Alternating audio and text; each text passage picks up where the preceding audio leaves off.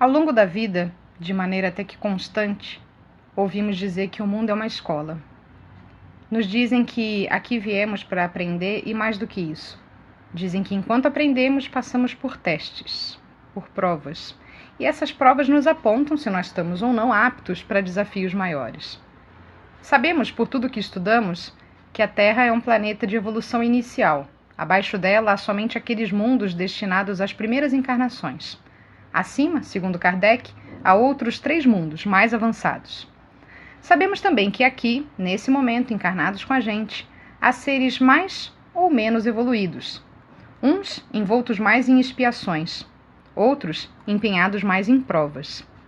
E mesmo que tenhamos a tendência a acreditar que nós estamos em degraus diferentes, a verdade é que estamos todos aqui, juntos, na mesma escadinha.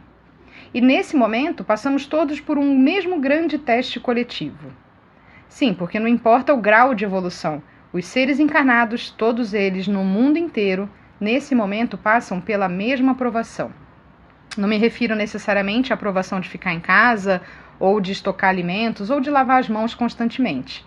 Me refiro à grande missão que todos temos de não baixarmos a nossa vibração nesse momento de epidemia, de nos mantermos elevados, de vibrarmos longe dessa frequência do medo, do pânico, do desespero. Precisamos mais do que nunca elevar os nossos pensamentos, frase comum dita exaustivamente em muitos lugares que frequentamos, como casas espíritas e centros espiritualistas. Lugares que em geral a gente recorre quando enfrenta algum problema ou passa por uma situação difícil. Nesse momento complicado que nós estamos vivendo, de tão complexo, não podemos nem mesmo recorrer àqueles lugares que buscamos diante das mazelas da vida. Sim, meus amigos, precisamos elevar os pensamentos dentro de casa mesmo, na quarentena.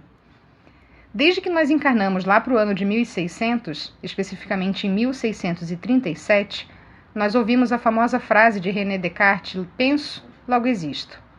Ou seja, desde que saímos da Idade Média, nós somos condicionados a utilizar do pensamento lógico para explicar a realidade que nos cerca. E aí a gente pensa muito, o tempo todo, sobre tudo, a todo instante, sem parar. O fato é que pensar não é um problema. A questão é que a gente pensa errado. Nós somos condicionados por uma série de fatores a pensar de maneiras que não são construtivas. E aí nós vemos presos a criações feitas por nós mesmos que servem muitas vezes para adiar o nosso progresso ou para piorar uma determinada situação, como é o caso atualmente. Queridos, pensamento é criação, literalmente.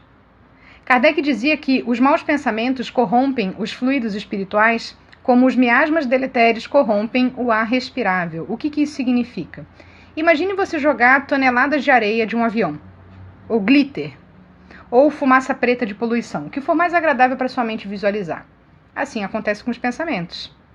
Lembre-se de que nós somos feitos de energia, somos seres fluídicos, vibrando numa certa intensidade que até nos faz acreditar que nós somos sólidos, imersos em outros fluidos que servem como condutores de tudo aquilo que emanamos, com os nossos pensamentos, nossos sentimentos, nossas ações, etc.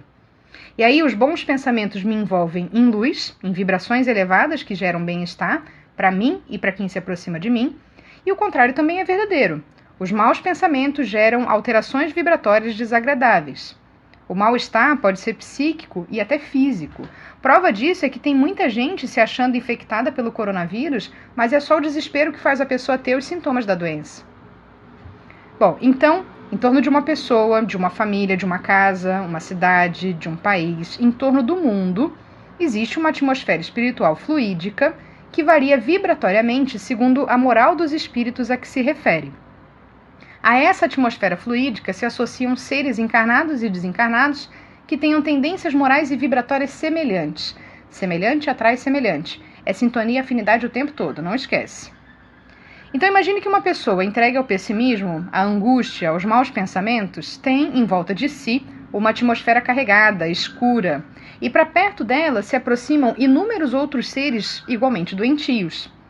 Aí aumentam a angústia, a tristeza, a desesperança, porque é você ali e mais uma galera junto. Imagine o mundo inteiro vibrando no desespero, porque, sei lá, um vírus se transforma numa pandemia, que é quando ele atinge todos os continentes do globo.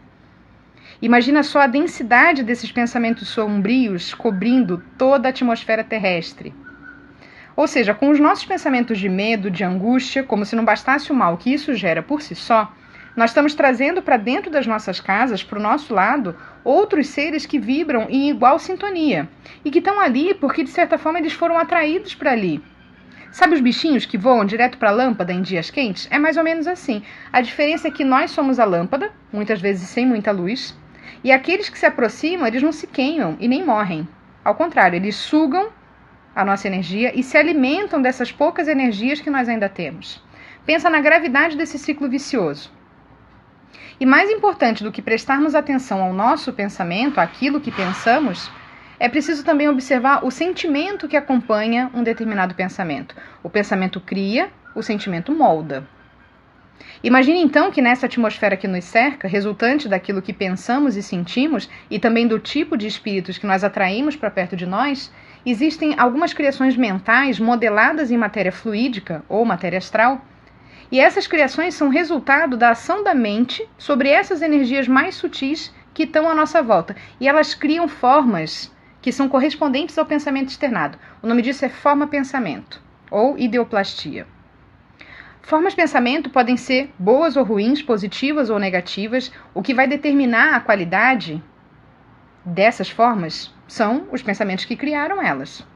Não esquece que as energias que nos rodeiam são altamente plásticas e extremamente sensíveis à ação das ondas mentais. O nosso pensamento em vibração atua sobre essas energias, dando forma, cor, brilho e outras características que são correspondentes à natureza e à essência daquilo que nós pensamos. Se um pensamento é passageiro, ele vem e vai embora, não chega a criar nada, ou se cria, logo dispersa. Mas quando um pensamento é insistente, revivido continuamente, a forma criada se estabelece e fica cada vez mais forte. Aí essa forma se alimenta do seu criador, o sujeito que está lá com os pensamentos repetitivos, negativos, e isso leva ele a pensar mais no assunto, intensificando ainda mais aquela ideia e projetando sobre ele fluidos que ele tenha sintonia, até chegar ao ponto que ele não consegue mais se desvencilhar da sua própria criação. E aí a mente dele passa a ser preenchida apenas por aquela ideia. Monoideísmo, a tal ideia fixa. E você acha que para por aí? Para nada. Os nossos obsessores, que são os carinhas que lá no passado a gente matou, maltratou, enganou, e que muitos estão aqui pertinho da gente, aproveitando cada brechinha, cada pensamentinho idiota que a gente tem para nos chicotear, eles conseguem ver as formas que nós criamos e alimentamos e usam essas formas contra nós. Os nossos obsessores se valem delas para nos assustar, para nos atormentar, para drenar as nossas energias. E sem muito esforço, né? Só eu sei os monstros que eu crio.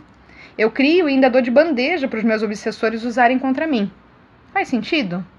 Imagina só você criar um cachorro bravo, um Rottweiler, alimentar o bicho, e depois um bandido usa o cachorro contra você para te assaltar. É isso que acontece.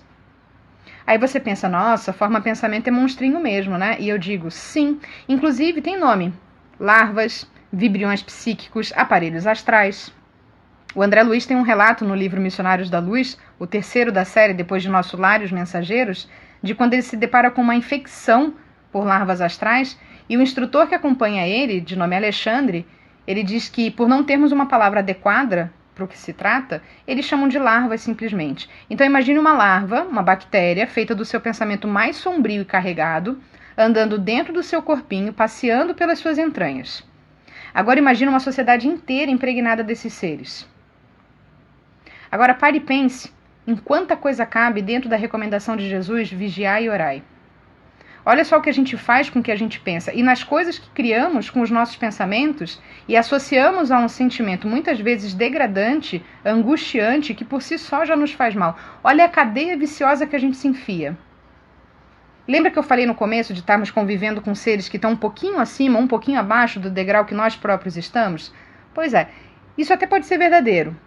E é verdadeiro também o fato de que, não importa o degrau, a piscina é a mesma para todos. Então, eleve os seus pensamentos.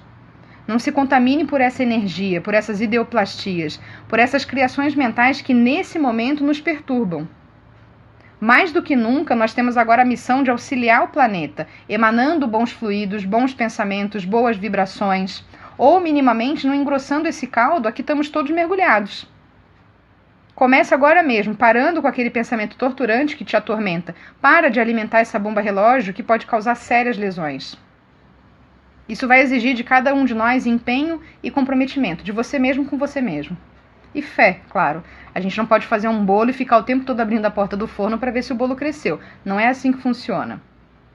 E não basta somente mudar o pensamento se o sentimento atrelado a ele não for mudado também. Pensamento e sentimento andam de mãozinhas dadas. As dificuldades que nós passamos, todas as mazelas físicas ou espirituais, são correspondentes ao nosso grau evolutivo. Nós podemos mudar esse estado nos modificando moralmente. Tendo bons pensamentos, a gente se alia a espíritos elevados e também estabelece uma atmosfera fluídica à nossa volta mais harmoniosa. É importante fecharmos essas torneiras que pingam e nos sugam. Não adianta limpar a casa se eu continuo entrando o tempo todo com o pé cheio de lama. Eu preciso fazer minha parte. O milagre começa em mim. Você é um ser divino, criador de realidade, manipulador de energia. Usa isso ao seu favor, está aí disponível. Cria. Seja amoroso, paciente, caridoso.